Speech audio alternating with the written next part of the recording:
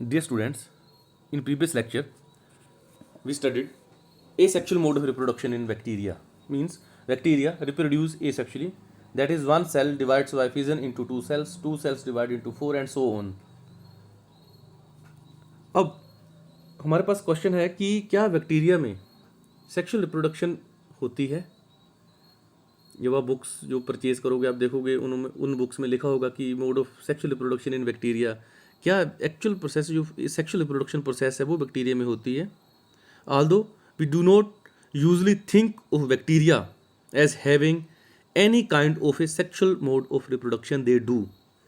However, the sexual reproduction like processes in bacteria are called parasexual processes because they give rise to progeny with genetic information from two parents, but they do not involve meiosis or fertilization. जो bacteria में है वो क्या है, parasexual processes होती हैं। ठीक है, सेक्सुअल रिप्रोडक्शन जो एग्जैक्ट है वो नहीं होती, सेक्सुअल रिप्रोडक्शन लाइक प्रोसेसेस होती हैं, उनको क्या बोल दिया, पैरासेक्सुअल प्रोसेसेस। क्यों? क्योंकि उनमें दो पेरेंट्स ही हैं वहाँ पर।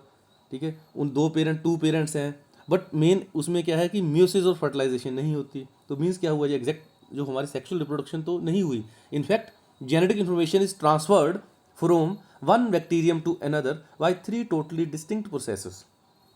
वो प्रोसेसेस कौन कौन सी हैं ये लिखी हैं यहाँ पर, transformation, conjugation and transduction. So we will discuss these processes. First हमारे पास है ट्रांसफॉर्मेशन। ट्रांसफॉर्मेशन यहाँ सिंगल लाइन की डेफिनेशन लिखी है, means uptake of free DNA. तो ट्रांसफॉर्मेशन क्या है? Transformation is the process by which a donor DNA molecule is taken up from the external environment and incorporated into the genome of a recipient cell.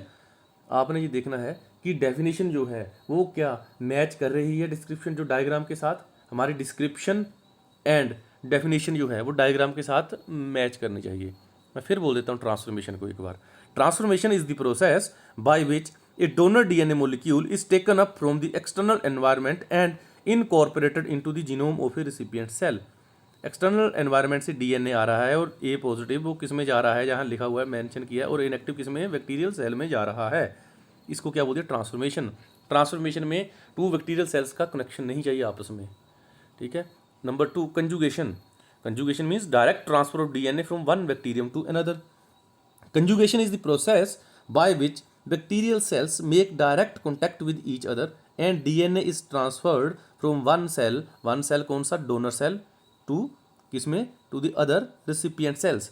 A positive जो है वो किसमें जा रहा है, A negative, donor to recipient. इस process को क्या बोल दिया हमने, कंजुगेशन। कंजुगेशन में जो टू बैक्टीरिया है वो एक दूसरे के कनेक्शन में चाहिए, सेल टू सेल कॉन्टैक्ट चाहिए, तभी ट्रांसफ़र होगा, कंजुगेशन तभी होगी। ठीक है। Transduction. Transduction means transfer of bacterial DNA by a bacteriophage. Transduction is the process by which DNA is transferred from one bacterial cell to another by a bacterial virus. और bacterial virus को क्या बोलते हैं हम, bacteriophage. उसकी structure detail में आपने 2 और 3 लेक्चर, जो 2-3 लेक्चर पहले मैंने दी आपको स्ट्रक्चर भेजी थी, आपने स्टडी की है डिटेल में। यहाँ पर देखो ए पॉजिटिव लिखा है, ये बैक्टीरियोफेज का डीएनए है। इसमें भी सेल टू सेल कनेक्शन नहीं चाहिए, क्योंकि बैक्टीरियोफेज अटैक करेगा किसके ऊपर, बैक्टीरियल सेल, रिसिपिएंट बैक्टीरियम के ऊपर। बैक्टीरियोफेज अटैक करेगा बैक्टीरियल सेल के ऊपर डीएनए ट्रांसफर कर देगा। अब ये बड़ा इंपॉर्टेंट टेबल है, distinguishing between the 3 parasexual processes in bacteria. Recombination process है सारे ये। ट्रांसफॉर्मेशन में सेल कॉन्टैक्ट, इसमें 2 क्राइटेरिया हैं, cell contact required, sensitive to DNase. Cell contact means जो 2 सेल हैं वो आपस में एक दूसरे के कनेक्शन उनको जरूरी है, चाहिए कि नहीं। दूसरा सेंसिटिविटी टू डीएनएज। डीएनएज क्या है, डीएनए को ब्रेकडाउन करेगा, डिग्रेड करेगा। अब जो डीएनए ओपन होगा तो वो क्या होगा, डीएनए एज उसकी ब्रेकडाउन कर देगा। सेल टू सेल कॉन्टैक्ट किस में चाहिए, जब दोनों सेल एक दूसरे के साथ आपस में अटैच होकर ट्रांसफर कर रहे हैं अपना जेनेटिक मटेरियल। अब देखियो ट्रांसफॉर्मेशन में क्या आता है, एक्सटर्नल एनवायरनमेंट से डीएनए आया था यहाँ पर, जैसे फर्स्ट देखो आप, तो ऑटोमेटिकली जो सेल कॉन्टैक्ट है वो नो नहीं चाहिए। Sensitive to DNA is yes, external environment है तो डीएनए इज ब्रेक डाउन कर सकता है डीएनए की। तो कंजुगेशन है हमारे पास है। कंजुगेशन में क्या है, डेफिनेटली जो 2 बैक्टीरिया है वो आपस में कनेक्शन में आएंगे तब कंजुगेशन होगी, तभी डीएनए ट्रांसफर करेंगे ये। तो इसमें क्या है, सेल टू सेल कनेक्शन जो है यस चाहिए, बट डीएनए एक्टिविटी नहीं होगी, क्योंकि डीएनए डीएनए जो है ओपन नहीं, बाहर नहीं जा रहा एक्सटर्नल एनवायरनमेंट में, वन बैक्टीरियम टू अनदर जो है one bacteria to another bacteria transfer हो रहा है ये। ट्रांसडक्शन में क्या है, सिमिलर है। अब इसमें हाँ, ट्रांसडक्शन में क्या है कि जो हमारे पास सेल कनेक्शन, आप एक दूसरे में जो है सेल कॉन्टैक्ट क्या है रिक्वायर्ड, नो नहीं रिक्वायर्ड है। क्यों? क्योंकि बैक्टीरियोफेज अटैक करेगा, बैक्टीरियल जो बैक्टीरियोफेज है वो बैक्टीरियल सेल के ऊपर अटैक करेगा और अपना डीएनए क्या करेगा, ट्रांसफ़र कर देगा बैक्टीरियल सेल को जो है वायरस। तो इसमें क्या है, डीएनए एज की एक्टिविटी भी क्या होगी, नहीं होगी, क्योंकि डीएनए एक्सटर्नल एनवायरनमेंट में नहीं जा रहा। ठीक है, तो ये टेबल है, बड़ा इंपॉर्टेंट है। पैरासेक्सुअल प्रोसेसेस में तीनों में डिफरेंस, ट्रांसफॉर्मेशन, कंजुगेशन और ट्रांसडक्शन। अगर आपको ये क्लियर है तो आपको जो 3 प्रोसेसेस है, जो जेनेटिक ट्रांसफ़र जो मेथड है वो आपको बिल्कुल क्लियर होंगे। अब हम सिंपल एग्जांपल देखेंगे इसमें। आप सभी ने ये प्रीवियस क्लासेस में पढ़ा होगा ग्रिप्स एक्सपेरिमेंट जो है, ठीक है। ग्रिप्स ने जो SF ग्रिप्स थे, इन्होंने 1928 में, ठीक है, ये एक्सपेरिमेंट दिया था। उन्होंने क्या देखा था कि जो एक बैक्टीरिया था वो क्या निमोनिया कोज कर रहा था, ठीक है। तो उन्होंने क्या किया, डिफरेंट 1 2 3 4 ये 4 सेट के डिफरेंट एक्सपेरिमेंट्स उन्होंने लगाए हैं यहाँ पर। फर्स्ट में क्या है, लिविंग टाइप 3S, ठीक है। एस कौन सा है, जो विरुलेंट स्ट्रेन है, जो जिससे क्या हो, जो माउस की डेथ हो जाती है जिससे, ठीक है। इसमें कुछ ऐसा पार्टिकल, इसमें ऐसी कुछ पार्टिकल्स हैं, ऐसे कुछ चीज़ें जिससे वो क्या करता है, माउस की डेथ कर देता है। अब उन्होंने क्या किया, लिविंग जो कैप्सूलेटेड थे ये, ठीक है, जो R टाइप थे, टाइप 2R वो नॉन कैप्सूलेटेड ए विरुलेंट थे, और जो टाइप 3S थे वो कैप्सूलेटेड थे, कैप्सूल था वायरस के बाहर, ठीक है, और क्या था, और वो विरुलेंट थे। उन्होंने क्या किया, फर्स्ट एक्सपेरिमेंट आप देखो, 4 एक्सपेरिमेंट आपको नजर आ रहे हैं, 1 2 3 4। First living cell, living type 3S means उन्होंने क्या किया, जो फर्स्ट एक्सपेरिमेंट में उन्होंने जो टाइप 3S थे, कैप्सूलेटेड मीन्स जो विरुलेंट थे bacteria, injected into the mouse को इंजेक्ट किए उन्होंने, उससे क्या हुआ, माउस की डेथ हो गई। नंबर 2, हीट किल्ड, नजर आ रहा है सभी को, heat killed type 3S means जो टाइप 3S जो थे विरुलेंट टाइप थी, जो कैप्सूलेटेड जो थे बैक्टीरिया थे, उनको उन्होंने क्या किया, हीट किल्ड कर दिया।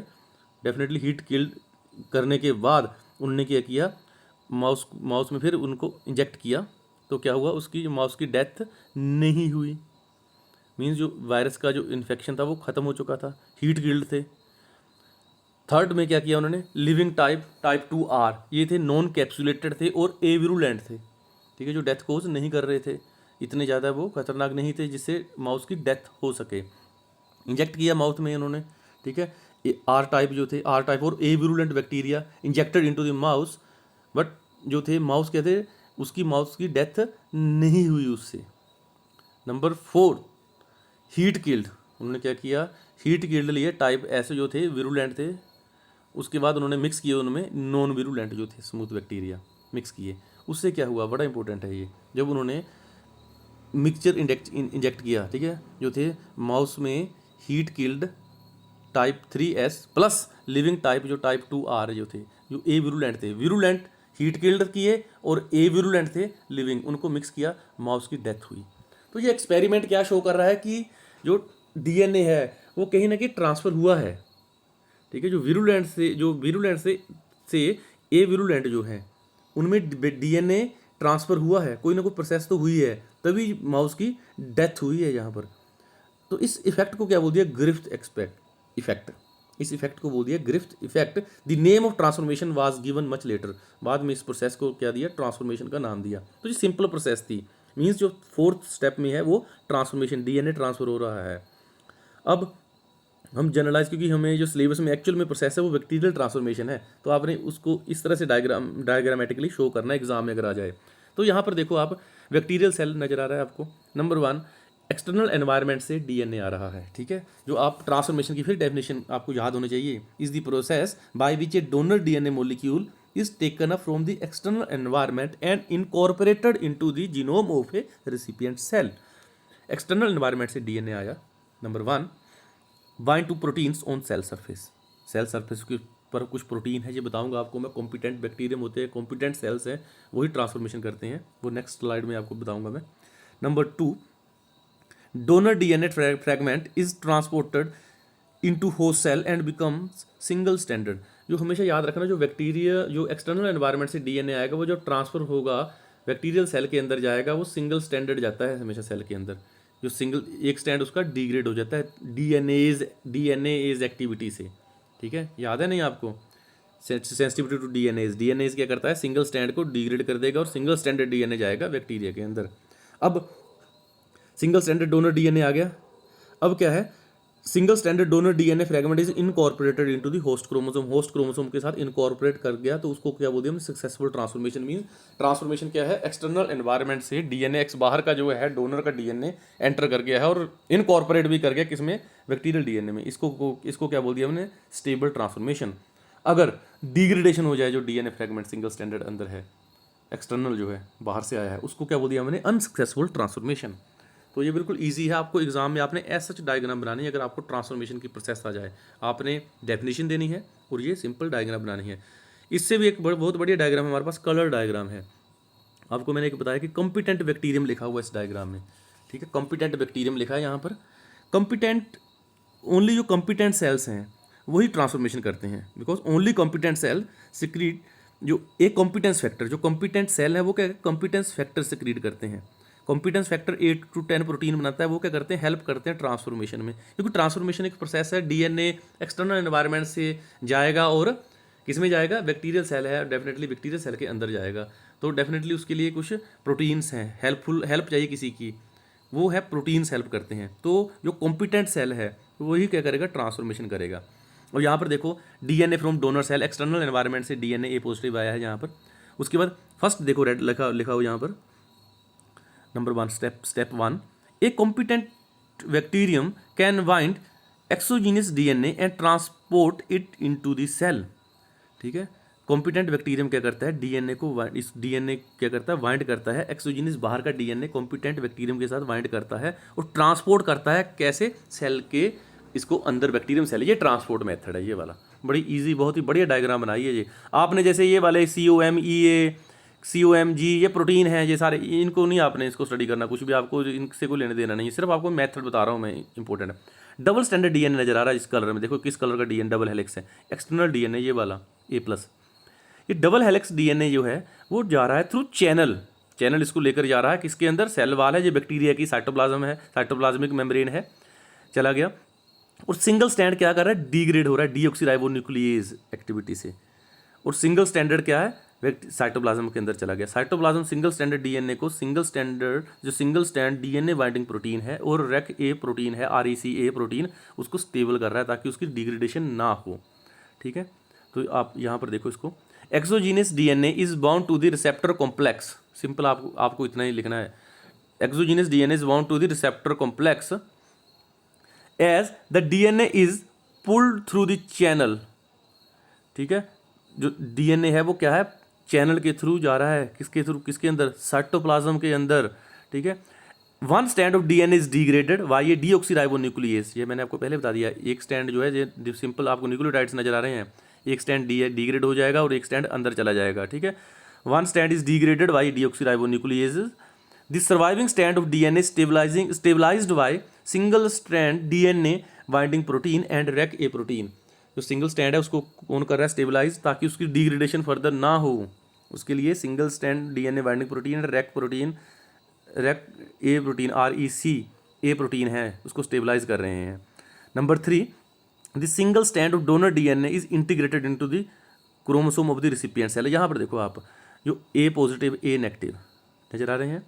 अब जो सिंगल स्टैंड डीएनए का था वो इनकॉर्पोरेट कर गया किसमें, बैक्टीरिया रिसिपिएंट के साथ, और जो अब ऑटोमेटिकली ये सिंगल स्टैंड यहाँ पर आया है, तो इसका सिंगल स्टैंड बैक्टीरिया का जो सिंगल स्टैंड है वो क्या होगा, वहाँ से कट होगा, replace recipient stand will be degraded, वो डिग्रेड हो जाएगा। तो अब क्या हुआ जी, सक्सेसफुल ट्रांसफॉर्मेशन होगी, ट्रांसफॉर्म्ड सेल, ठीक है।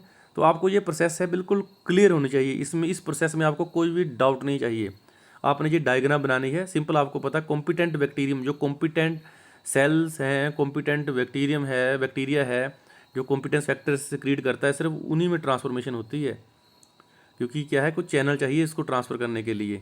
तो ये सारे के सारे प्रोटीन्स जो हैं वो हेल्पफुल होते हैं। तो आपको ये सिंपल प्रोसेस है बैक्टीरियल ट्रांसफॉर्मेशन। अगर आप इसको देखो, ये वाली वो सबसे इंटरेस्टिंग है अगर आप इस प्रोसेस को देखो। तो बाकी जो हम नेक्स्ट जो है मेथड्स और इसके ट्रांसफर, इस जेनेटिक ट्रांसफ़र के मेथड है, कंजुगेशन एंड ट्रांसडक्शन, वो हम नेक्स्ट लेक्चर में स्टडी करेंगे। ये आपने ध्यान से पढ़ लेना है। अगर आपको स्टडी करना है, इसका कॉन्सेप्चुअल अंडरस्टैंडिंग करनी है, नहीं पता चले आप मेरे से क्वेश्चन पूछ सकते हैं। Most welcome.